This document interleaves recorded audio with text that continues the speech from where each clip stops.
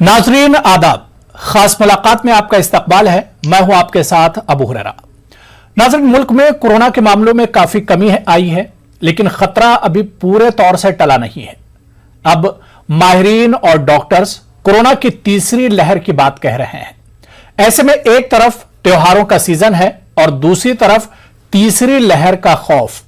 आखिर कोरोना की तीसरी लहर कितनी खतरनाक होगी, यह कब तक आ सकती है और इससे बचाव कैसे किया जाए, इन्हीं तमाम सवालों पर बातचीत करने के लिए आज मेरे साथ बहुत अहम मेहमान हैं डॉक्टर मोहसिन वली साहब।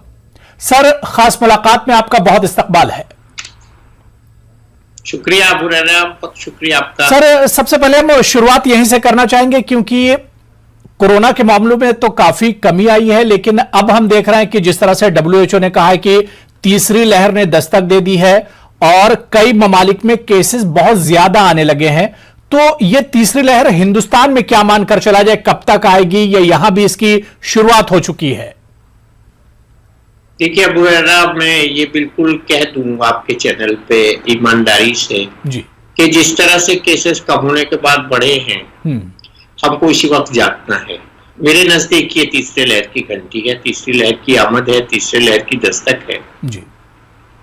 और ये इसलिए है क्योंकि हम बहुत अच्छी स्टैटिस्टिक्स पर पहुंच गए थे और साथ ही साथ इसका जो सबूत मिल रहा है वो, जैसे आपने भी बिल्कुल ठीक कहा, बहुत से ममालिक से मिल रहा है जिन्होंने अपने मास्क की इजाजत दे दी थी न लगाने की, जैसे इजराइल ने, और यूके में बहुत से प्रोविजंस खत्म किए जा रहे थे जी, जो उन्होंने वापस लिए। इजराइल ने मास्क की जो इजाजत थी वापस ली। और इस वक्त जो इंडोनेशिया में कोहराम मचा हुआ है, कितने लोग रोज मर रहे हैं, हमें दिखाई जा रही हैं कि उनकी कब्रें खुद कर तैयार हैं। यानी वो इस बात के लिए श्योर हैं कि बहुत बड़ी तादाद अभी लोगों की कोरोना की वजह से जान से बरहक हो जाएगी। अगर इसको देखने के बाद और ब्राजील के हालात देखने के बाद, इन सब चीजों को देखने के बाद, और अमेरिका के भी मैं कहूँगा वो वहां भी कोई ज्यादा अच्छी हालत नहीं है, तमाम ममालिक के हालात देखने के बाद अगर हम हाथ पर हाथ रखकर बैठे रहें तो ये बहुत ही बड़ा अहमकाना फैसला होगा हम लोगों का। और आपने ये नोट किया होगा, मैं हमेशा कहता हूं जब प्राइम मिनिस्टर कुछ बोलते हैं तो you should read between the line. इस बार तीनों बार उन्होंने बहुत ही इल्तिजा के अंदाज में और बहुत ही पोलाइट अल्फाज में लोगों को आगाह किया और ये बात सामने रखी कि तीसरी लहर लाई जाएगी। तीसरी लहर आएगी नहीं, लाई जाएगी। तो लाई जाएगी का मतलब क्या है? ओनस लाइज ऑन अस, हमारी रिस्पॉन्सिबिलिटी है, हमारी जिम्मेदारी है।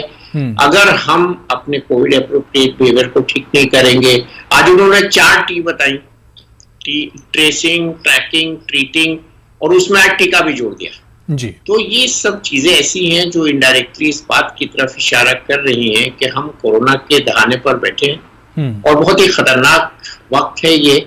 इस वक्त हमको अपने, चूंकि बच्चों को भी टीका लगना शुरू नहीं हुआ है, उनको भी बचाना है, जिसका जिक्र आज फिर प्रधानमंत्री जी ने किया है। उन्होंने ये भी कहा है कि हमको एक मिशन मोड में आ जाना चाहिए, यानी हर एक जिम्मेदार है इसके लिए। उन्होंने बार बार इस बात की तरफ भी इशारा किया कि जो लोग सयाहत के लिए गए हुए हैं, सैर तफरी के लिए गए हुए हैं, वो भी ठीक नहीं है।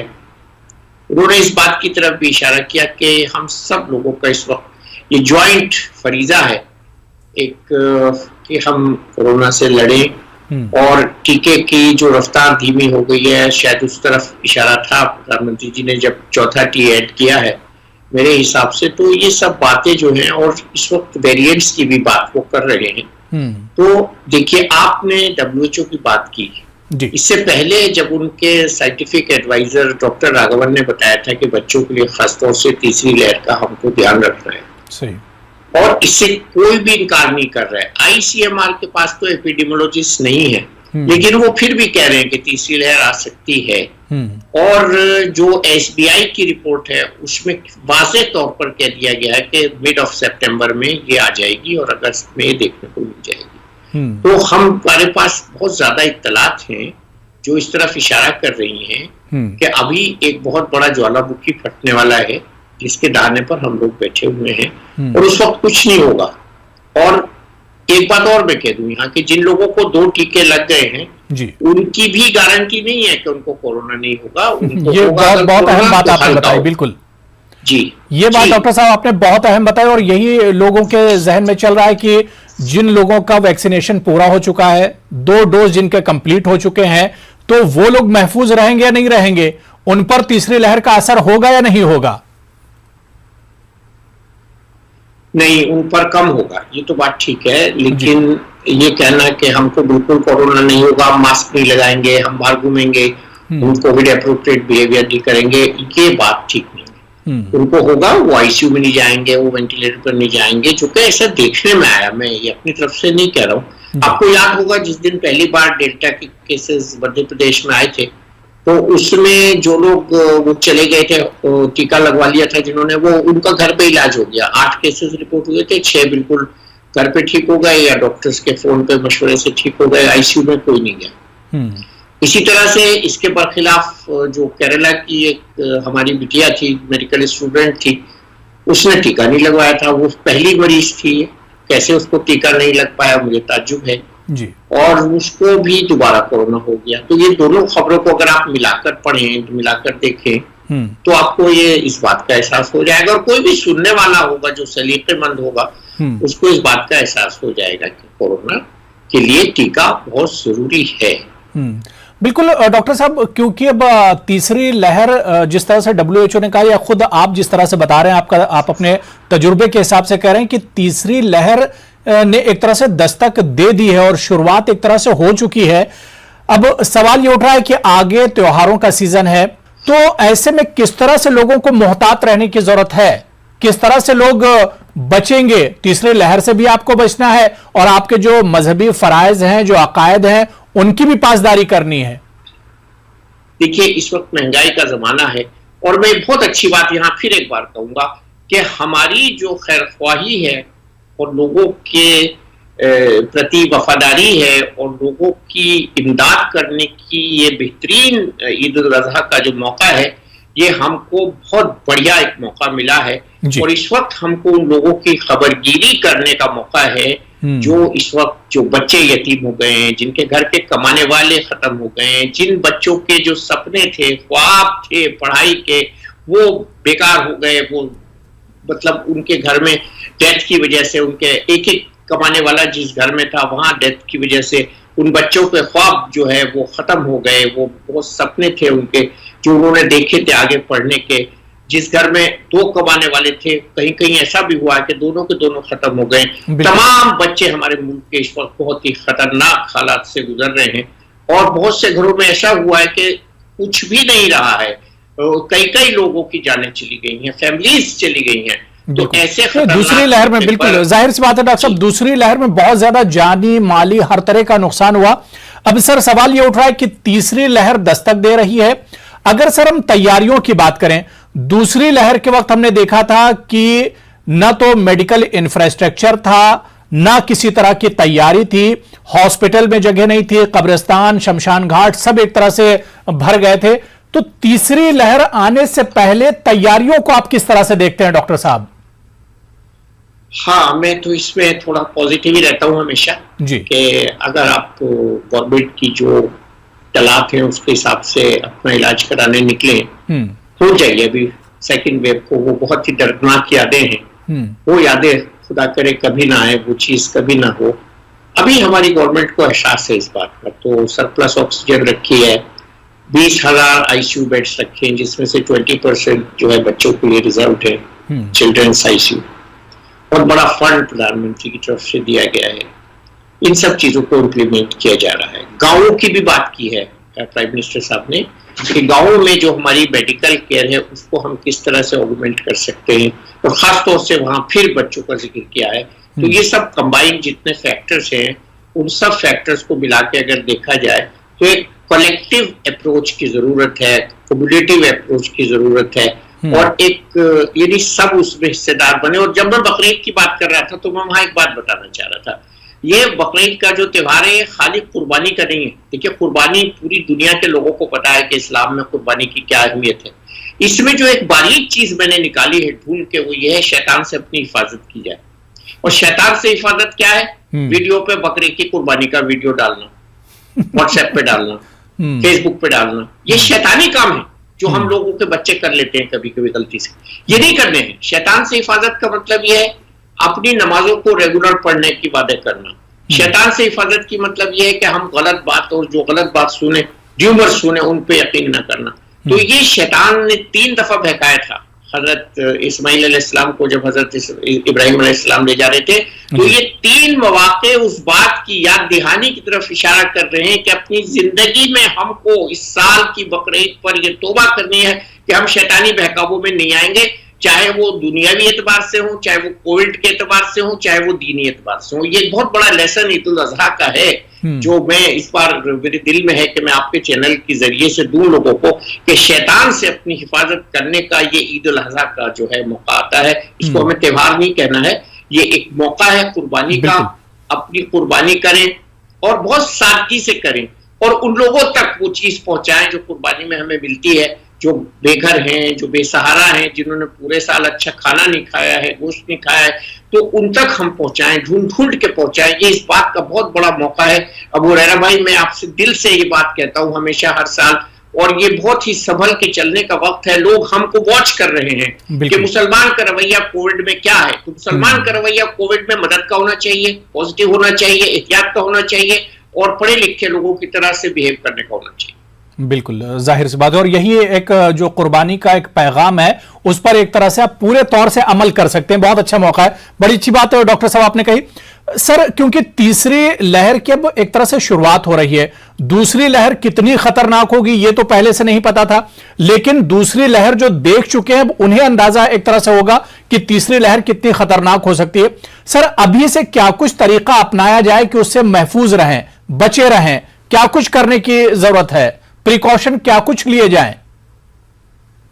एहतियात में सब चीज आ जाती है। बगैर जरूरत घर से न निकलें, मजमू में न जाएं। जैसे हम कांवर की बात कर रहे हैं, वहां की गैदरिंग्स की बात कर रहे हैं, हमें भी भीड़ नहीं करनी है नमाज की जगह और अपने घरों में नमाज पढ़ सकते हैं। इसका सब फतवे आ चुके हैं। कितनी जगह, अरे मैं तो कह रहा हूँ हरम मुहतरम में जब 60,000 की उन्होंने ताकीद कर दी और कोई बाहर से नहीं आएगा, तो उससे बड़ी मस्जिद तो है ही नहीं दुनिया में हमारे लिए। तो जब वहां डिसिप्लिन किया जा रहा है तो यहाँ भी डिसिप्लिन ईदगाहों पर होना चाहिए। और इसके लिए हमारे जो उलमा हजरात हैं उनको वाकई में हिदायत देनी चाहिए और उनको आके ये बात कहनी भी चाहिए ओपनली, ताकि दूसरे जो लोग हैं उन लोगों को भी इस बात की समझ आए और उनको ये बात पता लगे कि हाँ, इस्लाम में जो एहतियात बताई गई है, जो डिसिप्लिन बताया गया है, जो शरिया के अहकामात में रियायत बताई गई है। और एक बात और बता दूं, यहाँ पड़ोसी को भी तकलीफ नहीं पहुंचानी है। अगर मेरे घर की खुशबू से, मेरे खाने की खुशबू से या मेरे घर से निकले हुए खून से किसी पड़ोसी को तकलीफ पहुंचती है तो उसका मैं जिम्मेदार हूं। ये अन इस्लामिक है। और पड़ोस की डिफिनीशन 40 हाउसेस, 40 घर इधर, 40 घर उधर, 40 घर इधर, 40 चारों डायरेक्शन में होती है। ये मैं आपसे बिल्कुल हकीकत की एक बात कह रहा हूं कि अगर हम ऐसे बन जाएंगे, हमारे जरिए से किसी दूसरे भाई को तकलीफ नहीं होगी, तो लोग अपनी आंखों पे बिछाएंगे इस्लाम को और इसकी कदर होगी और इसकी जो चीजें हैं उनकी कदर होगी। ये बहुत जरूरी मेरा मैसेज है आपके चैनल के जरिए से, उसको जाना चाहिए। सही, बिल्कुल। डॉक्टर साहब, 2-3 बहुत अहम सवाल हैं क्योंकि अब ईद उल अजहा का वक्त है और बहुत जो मुसलमान बिल्कुल जिनका अकीदा है, जाहिर सी बात है सबका अकीदा है, और लोग ये भी कहते हैं कि पूरे साल हमने मस्जिदों में नमाज नहीं पढ़ी, अब ईद उल अजहा का वक्त आ रहा है तो हम मस्जिद में ही जाके नमाज पढ़ें, जमात के साथ नमाज पढ़ें। एक तो ये सवाल है, मेडिकल क्या कुछ कहता है इस वक्त में और इस्लाम क्या कुछ कहता है। और सर, दूसरा सवाल ये कि बहुत से लोगों का मानना है कि जिसने डबल डोज ले लिया है, जिसका वैक्सीनेशन पूरा हो चुका है, उन्हें मास्क लगाने की जरूरत नहीं है। तो ऐसे लोगों को क्या कुछ मशवरा देना चाहेंगे? दोनों सवाल के हिस्से हैं आपके। पहले हिस्से में आपने कहा कि हमने पूरे इतने दिन तक जुमा और अपने घर पे नमाज पढ़ी तो हम ईदगाह जाएं। ईदगाह फिर वही कलेक्टिव एक चीज है और ईद की नमाज फर्ज नहीं है। मैं मुफ्ती नहीं हूँ, मैं आलिम नहीं हूँ, लेकिन मुझे जो बचपन में हमने बड़ों से सुना वो यही सुना कि लोग फजर की नमाज छोड़ देते और ईद की नमाज के लिए नए कपड़े पहन के निकल जाते हैं। बिल्कुल। तो हमको इसकी जरूरत को पहचानना है। नंबर 1, भीड़ इकट्ठा करनी है। और मैंने अभी हरम मुहतरम का जिक्र किया कि जब वहां पे कांग्रीगेशन में तखफीफ कर दी गई है जी। 60,000 और कितने लाखों के मजमे का प्रोपोर्शन देखिए कितनी कमी कर दी गई है। तो ये हमको ये ऐसा ही होगा ईदगाह में नमाज पढ़ने जाना जैसे रिवेंज टूरिज्म हो रहा है, और लोगों ने उसका नाम रख दिया रिवेंज टूरिज्म के। हम बिल्कुल इस वजह से बाहर निकलने का एक बहाना ढूंढ रहे हैं कि हम घर से ना नमाज पढ़कर बाहर पढ़े, घर में नमाज कीजिए, इबादत कीजिए और ज्यादा इबादत कीजिए, तहज्जुद भी पढ़िए, ईद की नमाज भी अदा कीजिए, कुर्बानी भी कीजिए, सब कुछ कीजिए, लेकिन इस्लामी शरीयत के जो निजाम है उनके दायरे में रहकर कीजिए। और इसमें डिसिप्लिन सबसे बड़ा आता है। और मैंने जो बात अभी की है कि पड़ोसी को ईजा न पहुंचे, ऐसा कोई काम न करें। और दूसरा आपका सवाल था कि जी जी, जिनका डोज जिनके मुकम्मल है, जिनका वैक्सीनेशन कंप्लीट हो चुका है। जी, मैंने अभी कहा है और अभी खबर भी आ रही थी कि कई जगहों पर इस बात की इजाजत बिल्कुल नहीं है कि फ्रीली घूमे लोग विदाउट मास्क और फ्रीली ट्रैवल करें जब तक कि उनके पास कोविड नेगेटिव की रिपोर्ट ना हो, बजूज इसके कि उनको दोनों टीके लग गए। और मैं आपको ये बात बिल्कुल मुस्तनद तौर पर बता रहा हूं कि हमारा टीका 100% इसमें कारगर नहीं है। कभी भी गवर्नमेंट ने क्लेम नहीं किया है। उन्होंने ये क्लेम किया है कि अगर दोनों डोज लग जाती हैं तो आप सेफ हो जाते हैं, कोविड के हमले की शिद्दत से सेफ हो जाते हैं, वेंटिलेटर पे जाने से काफी हद तक सेफ हो जाते हैं और आप आईसीयू में जाने से सेफ हो जाते हैं। इतना ही हम क्लेम कर सकते हैं और इसीलिए अब तीसरी डोज की बात हो रही है। तो इसमें कोई भी वो एक्सट्रोवर्जन का या दिखावे का कोई एस्पेक्ट नहीं है कि हमको टीका लग चुका है।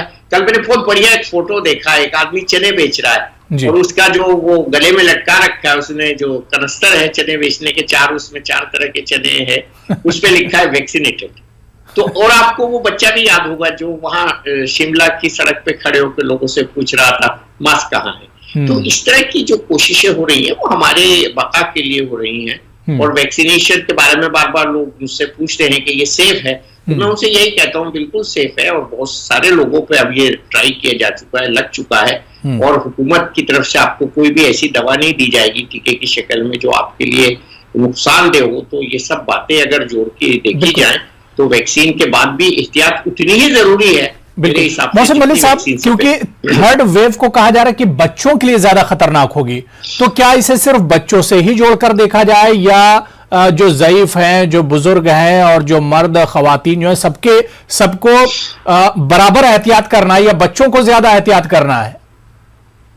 नहीं, बच्चों के लिए हमको ज्यादा एहतियात करनी है। देखिए मैं आपको बताऊं, बच्चों का भी टीका अलाउ नहीं किया गया है। हालांकि ट्रायल्स हो गई हैं प्रेग्नेंट लेडीज पे, बच्चों पर ट्रायल्स हो गई हैं। और मुझे बड़ा अच्छा लगा था उस दिन जिस दिन कोवैक्सीन के मालिक आए थे डॉक्टर एला, उन्होंने बड़े इमोशनल, आपके तो आप ही की तरफ के हैं, तो उन्होंने बड़े इमोशनल अंदाज में कहा था जब ट्रायल्स शुरू होने जा रही थी कि मुझे कोई भी ऑब्जेक्शन नहीं होगा अगर मेरी 6 साल की ग्रैंड डॉटर को ये टीका ट्रायल में दिया जाए। तो ये सेफ वैक्सीन हैं।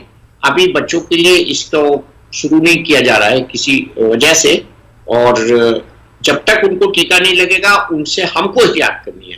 इसी तरह से जो हमारे घर के बुजुर्ग हैं उनसे हमको एहतियात करनी है। लामोहल्ला जाना पड़ता है बाहर, मास्क लगा के जाते हैं, सब एहतियात के बाद फिर घर में आने के बाद एहतियात करनी है। तो एहतियात का पहलू मैं बार बार इस लफ्ज को कह रहा हूँ, वो बहुत जरूरी है और पूरी एहतियात की जरूरत है। और अभी कोरोना गया नहीं है, ना कोरोना जा रहा है। और आप तीसरी लहर की जो बात कर रहे हैं वो जरूर आएगी और वो इसी तरह से आएगी कि बदएहतियाती की वजह से आएगी। वो इस वजह से आएगी कि कोरोना वेरिएंट जो है वो नए आ रहे हैं। वो इस वजह से भी आएगी कि जिन लोगों को 2-2 टीके लग गए हैं उनकी इम्यूनिटी थोड़ा कम हो जाएगी आगे चल के, फिर हम बूस्टर डोज की बात पे आ गए। और वो इसलिए भी आएगी कि हमारी तरफ से बेहतियाती और बाहर का निकलना और ये सब चीजें होंगी। तो ये इनवाइट करना होगा थर्ड वेव को। और थर्ड वेव के बारे में स्टेटिस्टिक्स है कि अभी केसेस बढ़ रहे हैं और अभी से अगर हमने उस चिंगारी को नहीं भांपा तो बड़ी आग लग जाएगी आगे चल के। तो उस आग से हमको बचाना है। क्या कुछ मशवरा देना चाहेंगे हमारे नाजरीन को? मैं तो आपका चैनल हमेशा अच्छे मशवरों से लोगों को नवाजता है। मैं यही कहूंगा कि अपने को कोरोना से बचाइए, मास्क लगाइए। अब हम डबल मास्क की, मैंने तो आपके चैनल पे पिछले साल ही कह दिया था मास्क की, डबल मास्क की जरूरत पड़ेगी। तो अब ये बात ऑफिशियल है और ये बात भी है कि आप टीका लगवाइए और ये बात भी है कि घर से बेजरूरत निकलिए। और इस वक्त बहुत ही डरने का मुकाम है और बहुत ही सावधान रहने का मुकाम है, एहतियात का मुकाम है। और ठीक है, हम लोगों को बहुत परेशानियां हैं, हम लोग माली हालात से भी बहुत परेशान हैं। ज्यादातर लोगों ने अपनी रोजी रोटी खो दी है। उनके लिए जो लोग साहिब इक़्तिदार हैं और साहिब पैसा हैं, जिनके पास खुदा ने पैसे दिए हैं, वो इस वक्त उनके लिए गरीबों की खबरगिरी करने का बेहतरीन मौका है। और इसमें कोई शो ऑफ नहीं होना चाहिए। इसमें इस्लामी उसूल ये है कि एक हाथ दे और दूसरे हाथ को खबर ना हो। तो ये बात बहुत जरूरी है कि हम बजाय बकरीद को सेलिब्रेट करने के उन लोगों की दुख को देखें कि कौन आदमी हमारे आस पड़ोस में दुखी है, किसको खाने की जरूरत है, किसको हमें कुर्बानी का जो गोश्त है वो भिजवाना है और किसकी हमें खबरगिरी करनी है। और ये बहुत मौसम मलिक साहब, जिन लोगों ने अभी तक टीका नहीं लिया है, क्योंकि बहुत सी चीजें थी, बहुत सी अफवाहें थी, जिसके चलते बहुत से लोग डर भी रहे थे टीका लेने से, वैक्सीन लेने से, जिन लोगों ने अभी तक वैक्सीन नहीं लिया है, उन्हें आप आखिर में क्या कुछ कहना चाहेंगे? चलते चलते क्या कुछ कहेंगे आप? मेरा तजर्बा वैक्सीन से कोई खराब नहीं रहा है। मुझे वैक्सीन लगा है और मुझे कोरोना के बाद वैक्सीन मैंने लगवाया है। और अलावा इसके कि थोड़ा बहुत हाथ में दर्द हुआ, एक आध दिन मुझे तबीयत ठीक नहीं रही, बुखार किसी कैफियत रही, इसके अलावा कुछ नहीं हुआ। और इसमें ये आम है कि 2-3 दिन भूख कम लगेगी या हाथ में दर्द होगा या आपको बुखार रहेगा, वैक्सीन की जगह बेआरामी रहेगी, उस करवट आप नहीं सो पाएंगे। और इसके अलावा मुझे नहीं लगता कि इसमें ऐसे कुछ खतरात थे जैसे लोगों को शक व शुबहात थे। इसमें मैं नहीं कहूँगा कि आप नदी में कूद जाइए, घर में ताला लगा के बंदर बैठ जाइए। अब वैक्सीन लगवा लेना चाहिए मेरे हिसाब से, और वैक्सीन सेफ है जी। और यही मेरा आखिरी मैसेज है इस प्रोग्राम में कि वैक्सीन सेफ है।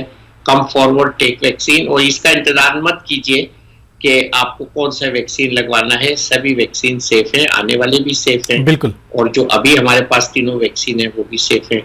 जो आपके हिस्से में आए उसको जरूर लें। बिल्कुल, बहुत अच्छी बातचीत और बड़ा अच्छा आपका पैगाम है, और हम उम्मीद करते हैं कि हमारे जरिए, हमारे इस प्लेटफॉर्म के जरिए आपका पैगाम पूरे मुल्क तक पहुंचेगा। बहुत बहुत शुक्रिया डॉक्टर मोहसिन वली साहब हमारे साथ जुड़ने के लिए और अपना कीमती वक्त देने के लिए। तो नाज़रीन, खास मुलाकात में अभी फिलहाल इतना ही। मुझे और पूरी टीम को इजाजत दीजिए। आदाब।